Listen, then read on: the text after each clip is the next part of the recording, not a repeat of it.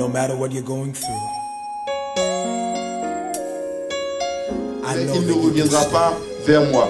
David consola Bathsheba, sa femme, et il alla auprès d'elle et bon. Voilà, c'est pas le plus important. Amen. Ce qu'il faut comprendre, c'est que David a été le premier à jeûner. Et c'est ce qui est dit dans la Bible, c'est-à-dire où le mot, l'expression même jeûner est écrit, où il a fait un jeûne volontaire. Ce n'est pas Dieu qui l'a obligé, mais c'est lui qui a jeûné pour essayer de forcer la main de Dieu. Amen. Mais est-ce que vous savez ce qui s'est passé? Son jeûne n'a pas marché. Ça n'a pas marché.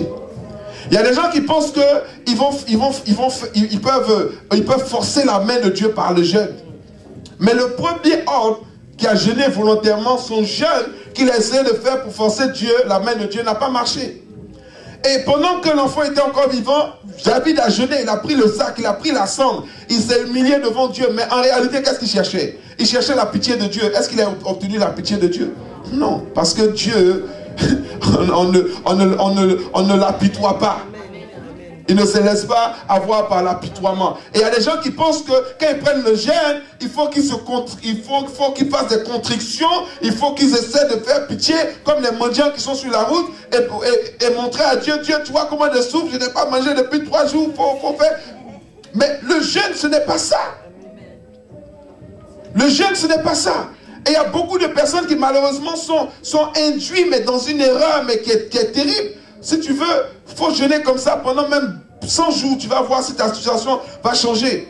Et c'est là que je dis, mais Seigneur, il faut que tu nous dises vraiment, le jeûne là, qu'est-ce que c'est? Quelle est l'importance du jeûne? Pourquoi est-ce que tu nous appelles à jeûner? La réponse se trouve effectivement dans l'Ancien Testament.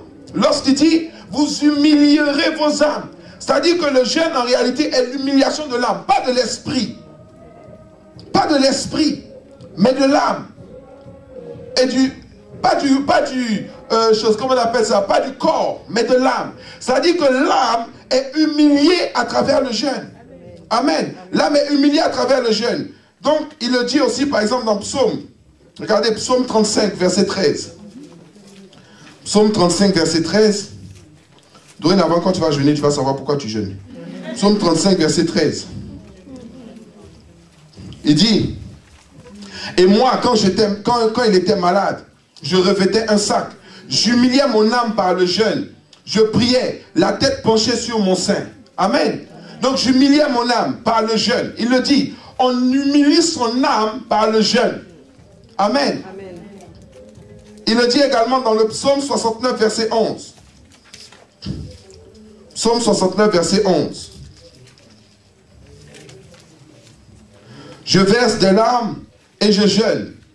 Et c'est ce qui m'attire l'opprobre. Je prends un sac pour vêtements et je suis l'objet de leur sarcasme.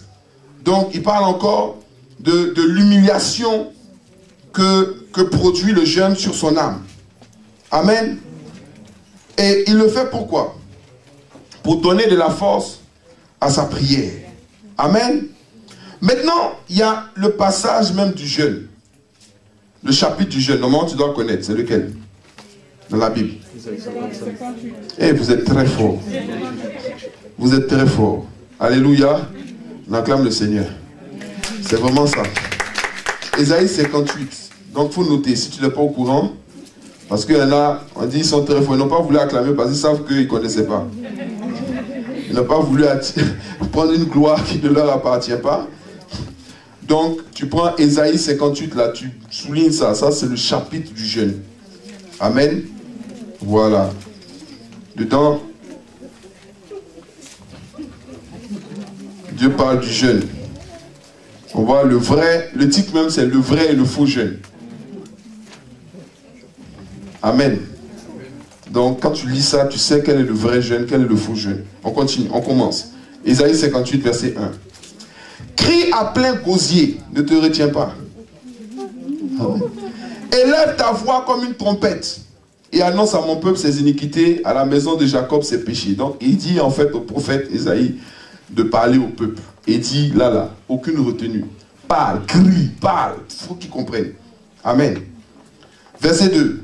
Tous les jours, ils me cherchent, ils veulent connaître mes voies.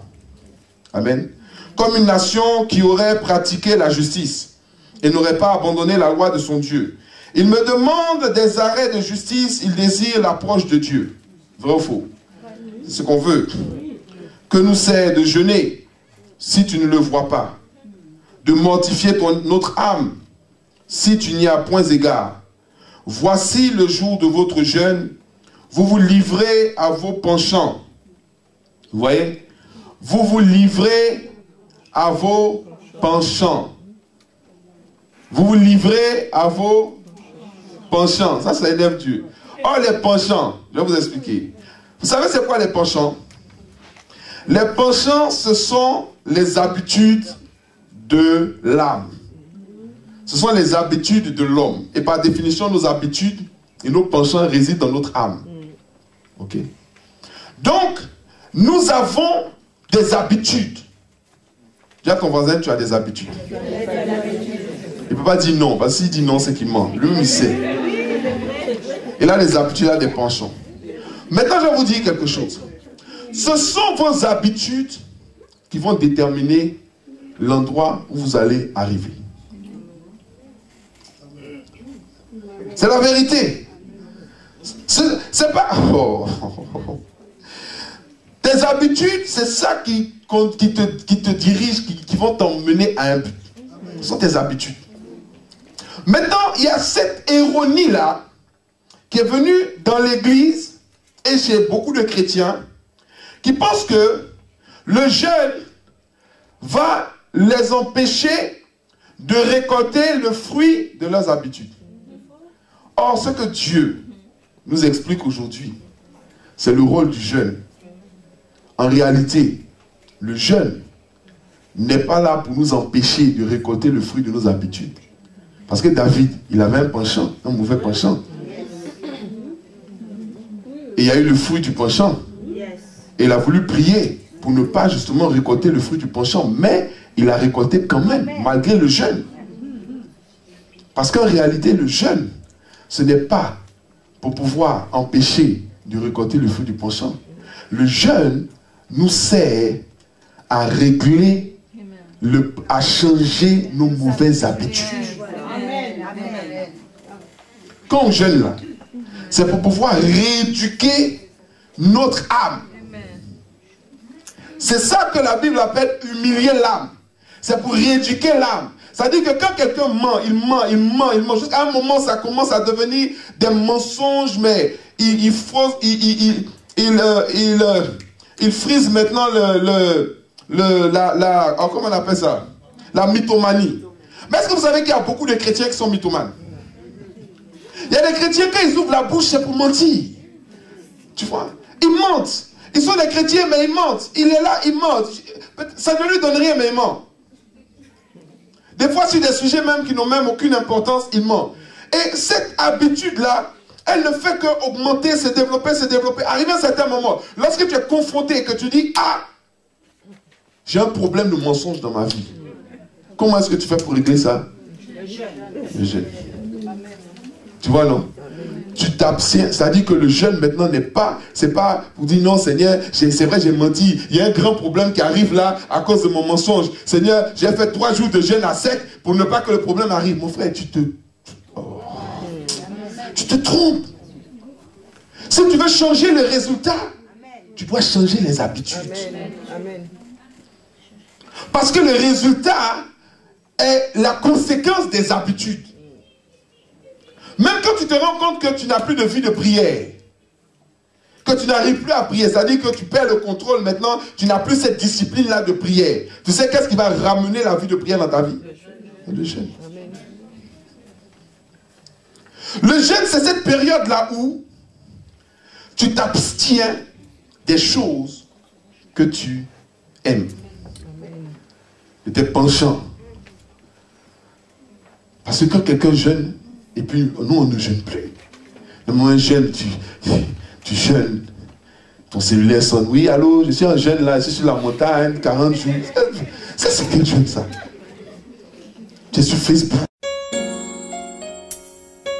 No matter what you're going through, I know that you can stand.